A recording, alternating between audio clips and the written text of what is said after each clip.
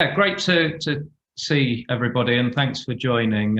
So this session is just thinking about some of the different areas that you might look at within a career in sport, and just sharing my own personal journey. And yeah, so that's me, Justin Merritt.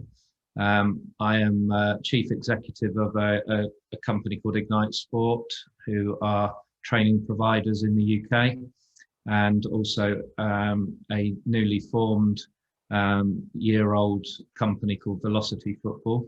And we run a whole host of football education programs within Oxford. I'm the co-owner of Oxford City Football Club, semi-professional team, and also head of football at Oxford Brookes University.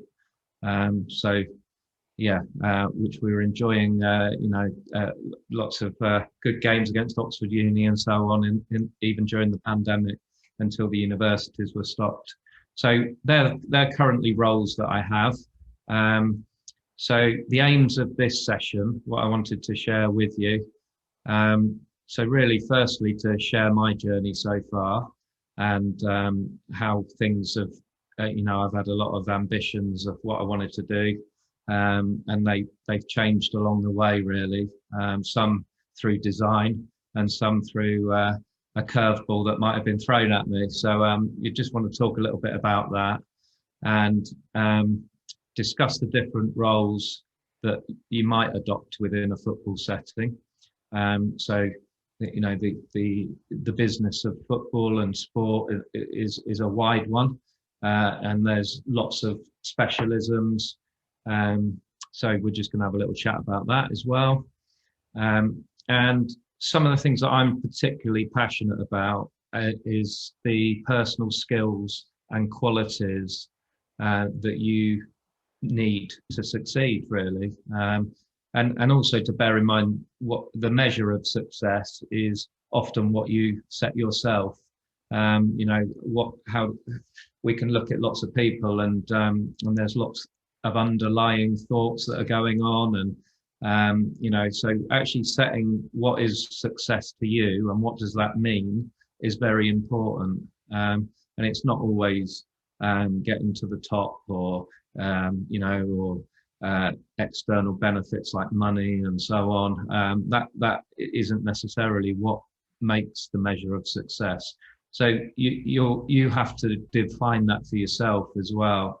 And often along the way, I've actually thought, well, when I get there, that's going to be exactly where I want to get to. And in reality, when you do get there, it's not where you want to get to.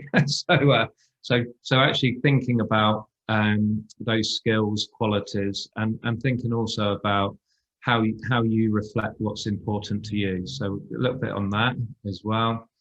And then let's click that. A couple of top tips. So.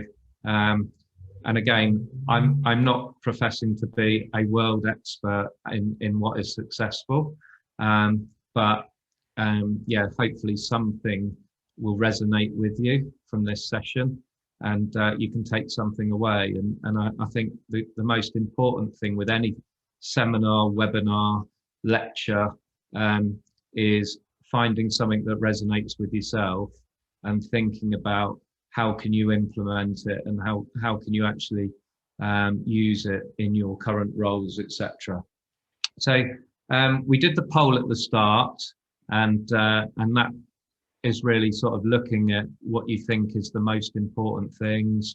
I'll show that at the end. And also, I guess it just gets you thinking. There are so many facets to what makes somebody successful within sport. So yeah, we'll look at that as well. And then obviously time for a question and answer as well.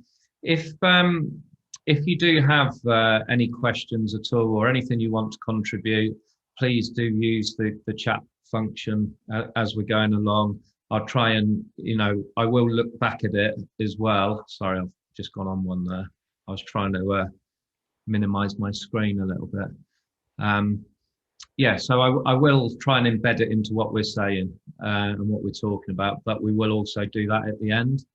So yeah, so at the moment, these are just a few areas I'm working in. So Oxford City is the football club, and we're a community hub. We have a stadium with it's about a 3,500 capacity stadium with a 3G all-weather pitch as well. So and then we have a 3G training pitch aligned to it, and we also host and hold the Oxfordshire netball as well, which is very popular with 200 netballers coming on site 3 times a week. So it's a busy site with 7,000 visitors a month before COVID, all taking part from community all the way through to the elite teams, male and female. And I'm co-owner of the facilities and the football club there. This in the left-hand corner is a project I'm involved with as well. A director of it's a big fitness industry event that we host every year called FitFest, and we invite practitioners of nutrition, yoga, wellness, strength and conditioning, all sorts of different experts to come and share their sort of they put workshops on, classes. We have tasting sessions, different dietary nutrition strategies, all sorts of things. And so yeah, we're involved with that, and we have about 1,000 participants on that weekend, all through the world of fitness, and then collaborate with all the experts to share knowledge and connect our local communities. As I mentioned to you as well, Velocity Football. So this is a football project in Oxford. We have 100 students, 16 to 18-year-old, and then 19 to 23. And they train 10 hours a day. Sorry, that would be a lot, wouldn't it? 10 hours a week. They'd be a bit tired if it was 10 hours a day. 10 hours a week, and we have a boys' academy and a girls' academy. They play matches. And yeah, and we progress and lots of exit strategies there in terms of players going on to higher education, into our first team and beyond. We have a number that have actually made professional footballers. And then we have a lot that are successful coaches, gone on to university, and just generally well-rounded individuals. We try and keep, educate them in life skills as well as football, and work hard as a group. So that program runs all throughout the year in the daytimes. And then we have a direct link into Oxford Brookes University, where I'm head of football as well. And then Ignite Sport is really my day job.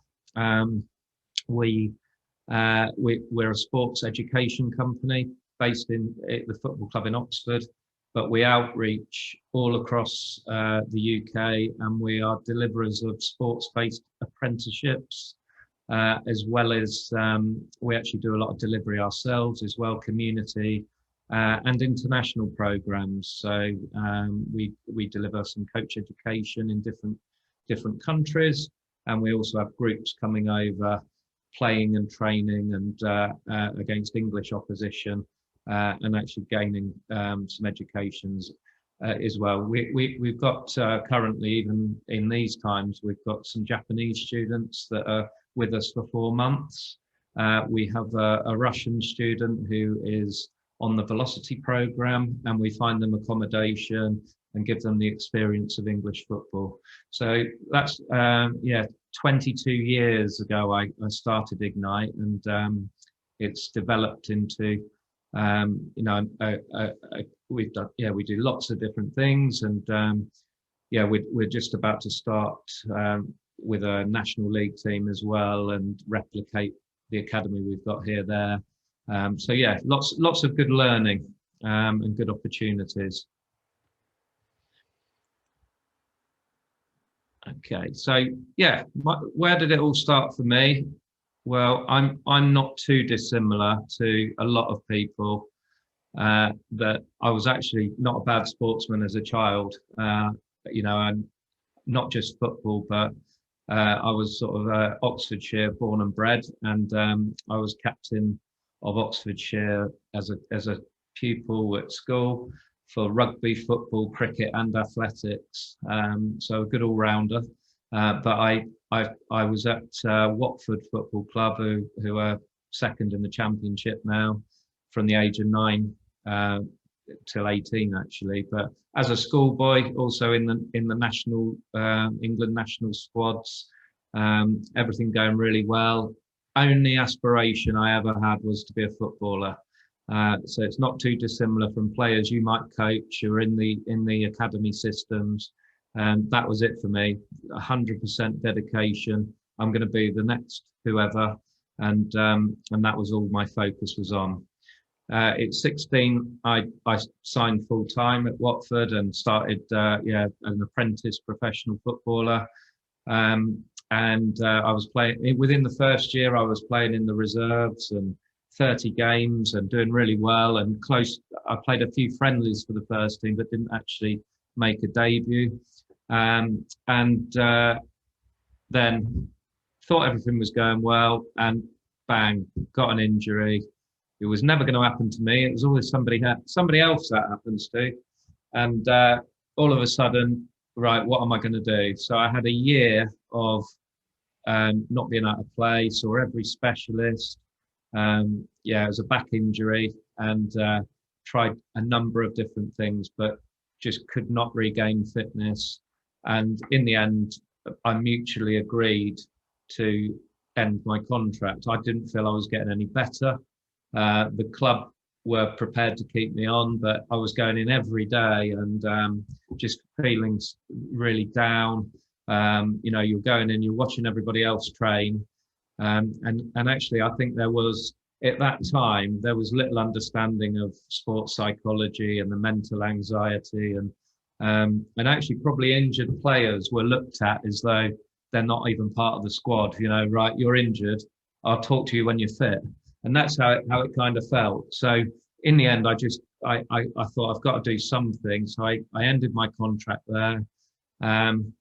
And between the ages of 19 and 30, I thought, right, I'm really going to put football secondary, but what do I want to do? And the only thing I'd ever really had the passion for was sport, and not just football. Like I said, as a schoolboy, I used to play all different sports, and I loved anything to do with the ball and the competition, and even So I realised I wanted to do something.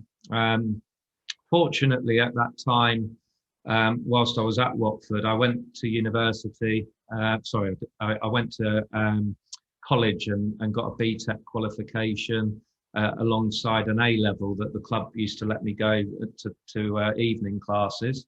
And when I left after a year or so of playing non-league football, because I could just about manage it low level, it stimulated me to go to university.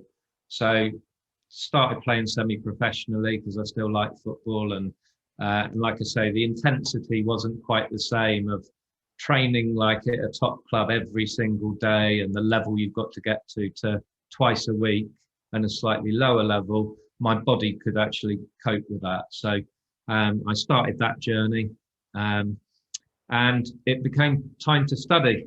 So at the time, I was very interested in what had happened to me and my injury.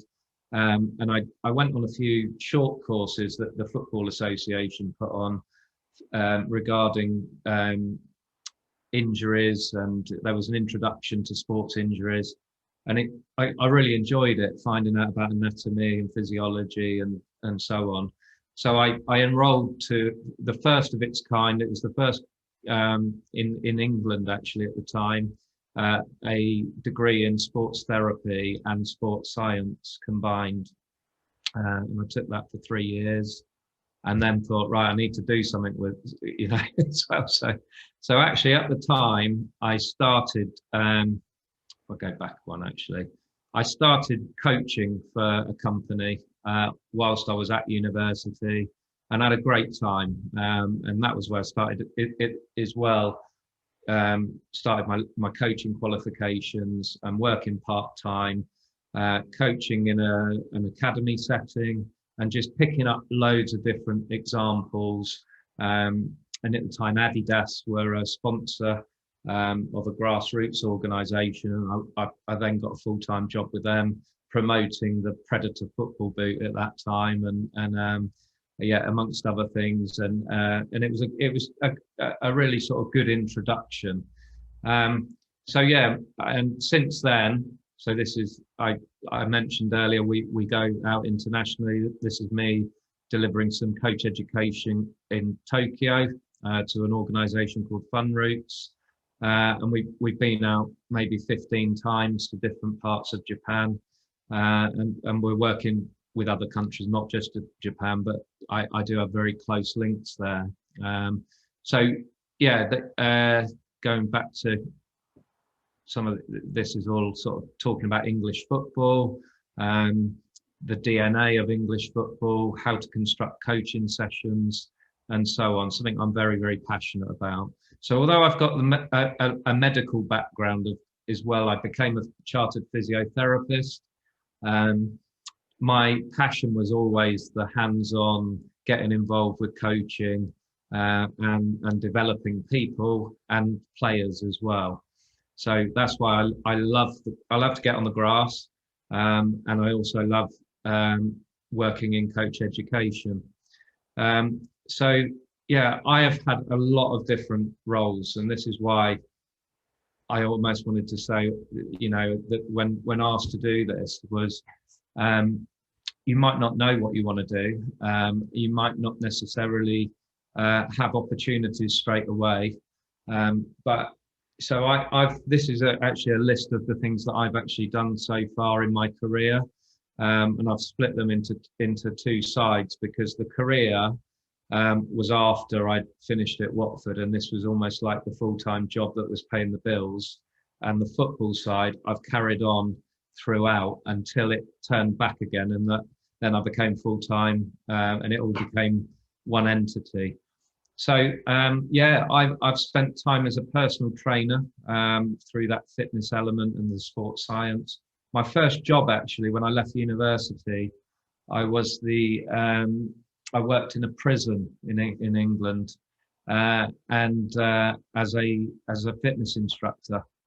I wasn't ever a prison officer, but I was brought in as a civilian personal trainer, and I used to open the gym every night for 50 inmates, and it was a brilliant learning curve for me, because every night the gym was packed. They all had different aims and aspirations. Some wanted to lose weight, some wanted to be the strongest, and it taught me a lot about setting programs, working with people, getting to motivate people, dealing with conflicts as well. There was a few issues, I can tell you, but I learned a lot through actually putting some of the qualifications into practice. And I think that's really, really important. And if you're on a coaching journey as well, I see a lot of people, because I'm still an FA coach educator, have been for 10 years or so, delivering level 1, level 2 and UEFA B license. Yeah, I see a lot of people that what they want to do is get the first coaching qualification, then they want the next one, then they want the next one.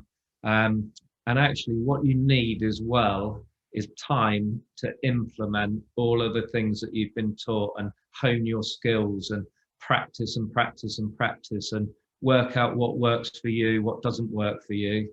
You know, what are the things you're particularly good at? What things maybe could you do with actually, you know, developing? So it's really important that you spend time using some of the knowledge that you've learned and actually making it into something that's practical. And that doesn't, you know, irrespective of what field you're in.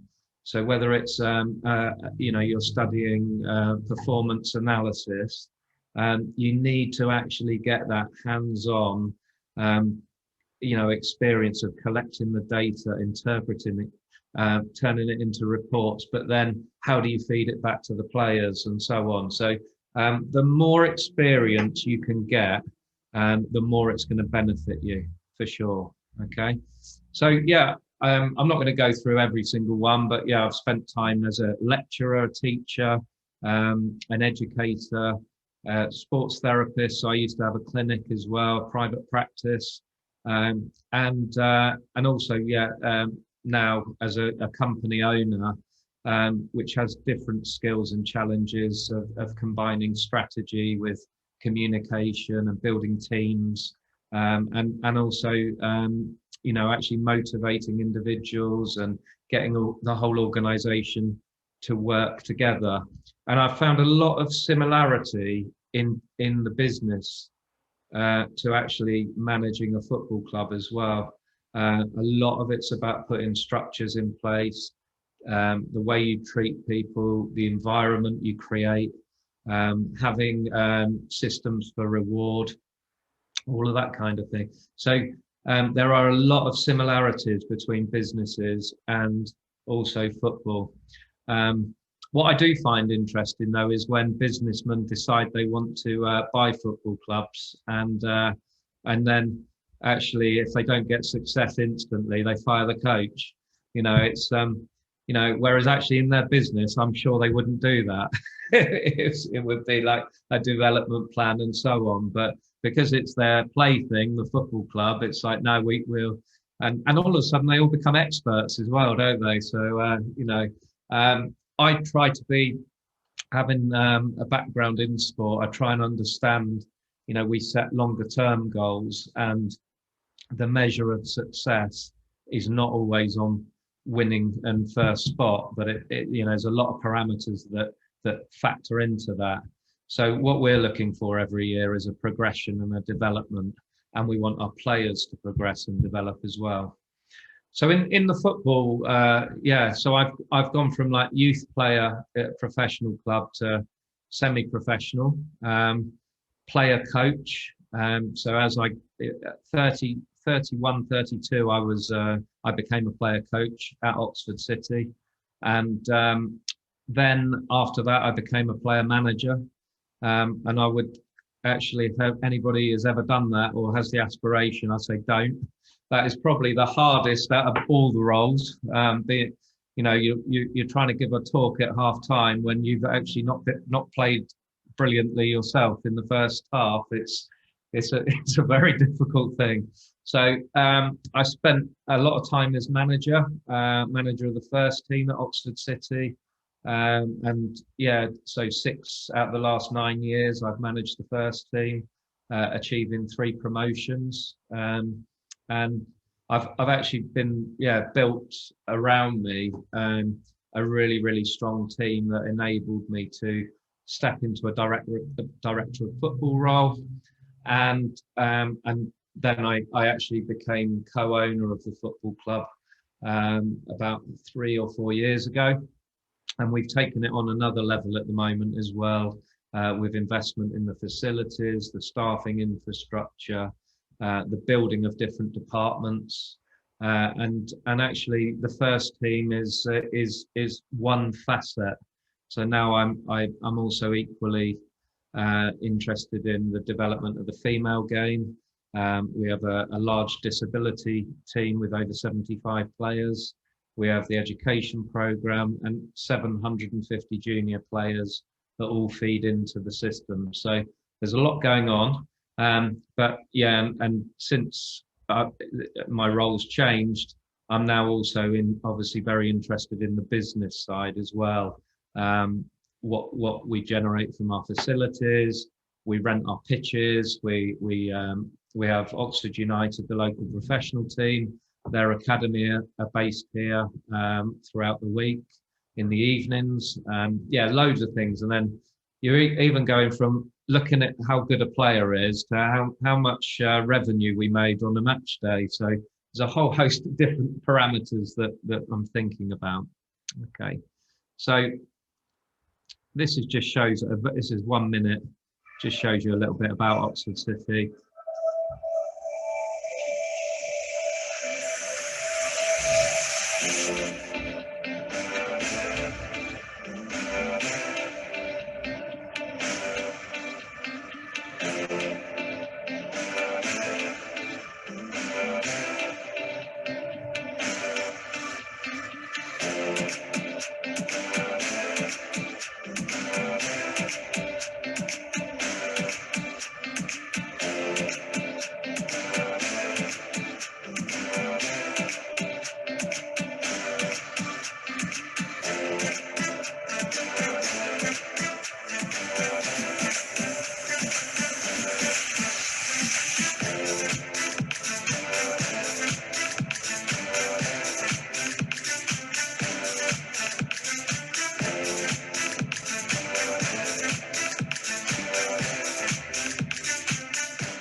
So you get a feel for some of the things that we have going on, and yeah, there were some pictures there. We turned the football club into a community hub as well, and provided. We basically did a sponsorship campaign. Local businesses contributed, and then we distributed boxes of food and various things to families that were in need. So. And being at the real heart of the community. So yeah, it's a historic football club founded in 1882, and the only one that Bobby Moore, who was England World Cup winning captain, he was actually manager of in the 1980s. With Harry Redknapp, it was Harry Redknapp's first role in football as assistant manager. So yeah, they actually got relegated, and there's still a picture of them in the boardroom now. I think we should take it down, but there we go. So yeah, lots going on at Oxford City. It's a great sort of community club, and I thoroughly enjoy sort of being involved in that. The pictures earlier on, the footage, we managed to, as a non-league team, we got to the second round proper of the FA Cup, and that goal you saw was against Northampton Town from League One. We knocked them out at home, beat them 2-1. And we drew Shrewsbury in the same league away, and lost with 10 minutes to go in extra time. It was 0-0 with 10 minutes to go, and we had a great chance, nearly got there. And that would have been a great story, because we would have got Southampton in the next round. And yeah, so close, but there's always next year. We've actually managed to get to play a league club 3 out of the last 4 years, so it's been a great achievement from the team. And David Oldfield is currently our manager, who played for Manchester City, Leicester, Luton, and he was under 23s manager at West Brom. So we have some great discussions and debate on tactics and how we're going to put things together. So yeah, the next part I wanted to just discuss. So you can see my role has been very varied in everything that I've done, and there are, for those of you that might be thinking about your role or getting involved in sport, there are so many facets to a football club now. So I've just highlighted a few here. The business of football is absolutely huge, and by business of football, I mean things like player trading. So this is where scouting, having systems in place, recruitment strategies, are very, very important. Marketing, sponsorship, even television deals, media. There's so many facets to the business world. So actually, lots and lots of opportunities, and these are developing all the time. So yeah, alongside that, we have commercial, which is a little similar. Something that is definitely moving forward now is the digital influence in football, the use of data, use of technology, being able to communicate effectively. Also as well, lots of social media content, that kind of thing. So again, that links to different facets. So it might be linked to performance or commercial, but most clubs are going to be recruiting digital marketeers, even analysts, so on, that are experts in that field. So there's the performance pathways and that can be split into coaching, management, medical. I haven't listed them all out. I thought it would be easier to kind of talk about them. One of the big differences for at our level this year was we've actually built a performance analysis department, and we invested in video technology. We invested in GPS vests, heart rate monitors, and more importantly, the staff that can interpret and measure data. So every training session, every game, we measure the data, and that's shared with the players. But I think almost at the level we play at, having that focus on the physical corner and how you're performing in games, it's not so much of it's how you use it as well. So it's not so much right, you haven't run that many kilometers, therefore your performance was down. It's almost knowing which players want the information, which players it's going to help, how you're going to work with the strength and conditioning coaches, how we can relook at things, and also what's working, what isn't working. Is your training aligned to what happens in for the needs of performance as well? There are times when you need to taper off training and look at, when it's a block of hard work and a block of recovery. So what collecting the data has done has given us a great marker of what a complete player in each position might look like. We've profiled every position, and it gives us an idea of, in recruitment, this is the type of player that we want to fit our model, and so on. So having the data is great, but you need to be able to work out what do you want to measure, and what's important to you, and how do you communicate it. Okay, because what you'll find is there is so much data. If you're not careful, it doesn't mean anything. You're just getting all this data and you're not focusing in on, actually, let's measure what matters. Okay, so what you have to be clear of within your coaching teams, you as a coach, what are we actually thinking as an important outcome? And that's what we're going to focus on. And the rest of the data is noise that's going to get in our way, unless you've got a huge team where you can split that up. Okay. We've also got community coaching. The impact that clubs can have in their community is massive.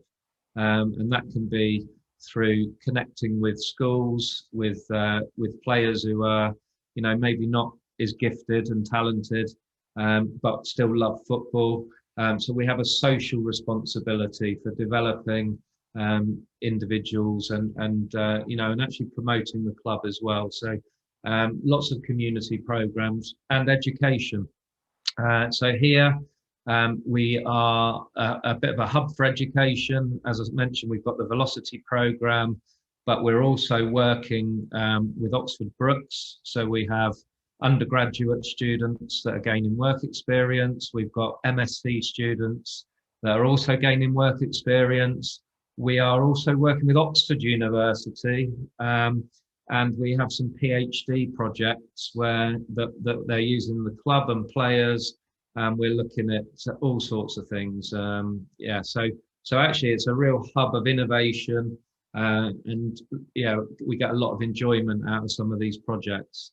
So, and for me, I'm always learning. So that's one of the key elements to take away. You'll never get to a point where you think you're not going to learn some more, and having that thirst for knowledge is really quite important. Okay, I'm nearly there. I can talk a lot. So yeah, looking back at that poll at the start. So these are some of the things that really all of them are important. So it's very difficult to get one thing that is important. It is a combination of a lot of them. But these are some of the things that I kind of think of as tips, really. So we're on this planet of short time, so you really need to do something that you enjoy if you can. And try and enjoy it as well. And it's not always about getting to the next marker or milestone. It might be having fun with the players every day. It might be having a smile and having a joke and being that nice person that people want to connect with. So the most important element for me out of all of those is enjoy it, but develop your people skills. So if you want to achieve anything with your careers and so on, you will need somebody at some point, whether it's a job application, whether it's meeting somebody and getting some advice. So actually listening, asking questions, approaching people, massively important. I've been out to Japan, as I mentioned, probably 15 times, and I've got Japanese teams come over here. I've had all sorts of exchange. That whole thing came around through, I was on an FA course at Lilleshall many years ago, and after a hard day's work, everybody would go in the bar afterwards and have a bit of a recap. And I noticed after 2 or 3 days, there was a Japanese guy on the course who nobody was really talking to. So I went and sat next to him and introduced myself, and we got talking, and he's still a friend 20 years later, and he opened up a lot of these avenues. So actually, it had nothing to do, that opportunity, with any qualification or how well I coached or anything else at all. It was the fact that I spent a little bit of time having a chat, building a bit of a rapport and keeping in touch. And there's lots of ways of doing this now. So it might be, it might be on LinkedIn, somebody sends you a message and, having the courtesy to reply to it. That might be a way that you start building the rapport. But if you can try and get on with people, you're going to have more chance. Likewise, if you are trying to get jobs or so on, I probably have 20 emails a day, even at the football club at our level, of trialists, of people who want employment, from coaches. And a lot of them, there's just no way that you're going to. So that first impression you make is massively important. Thinking about what you're going to say and and how you're going to actually think about the person who's reading it. What do they want to hear as well? So I think that's, think about those kind of things. Be determined. Now, one of the areas that I think I've probably suffered with is having focus in one particular area.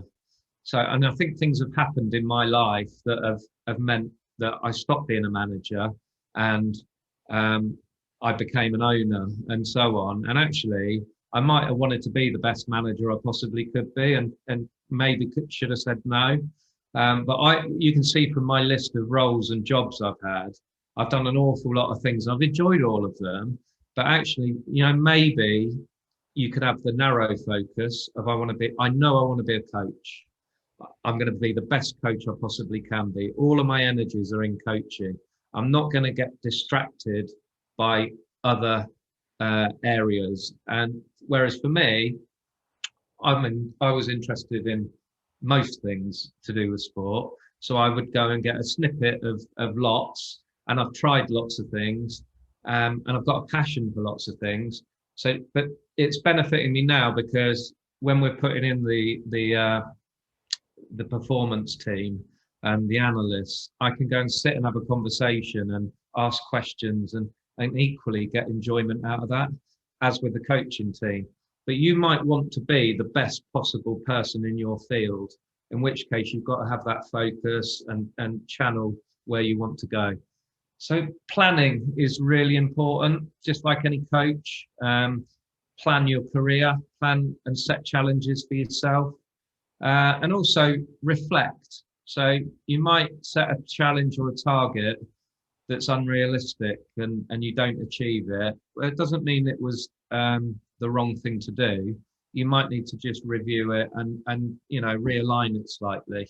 But have that process about yourself. Am I going in where I want to get to? What can I do to get there? Who can help me along the way as well? Have confidence in yourself. So, it's really, really important that you present yourself and believe in yourself. And if you've got the knowledge, so knowledge is important. But it's getting that confidence from the knowledge to to actually go and impart it. And lots of people do get imposter syndrome, where they feel they shouldn't be in a certain position. Forget all that, and actually, if you're in a position, grasp it, make the most of it, and enjoy it as well.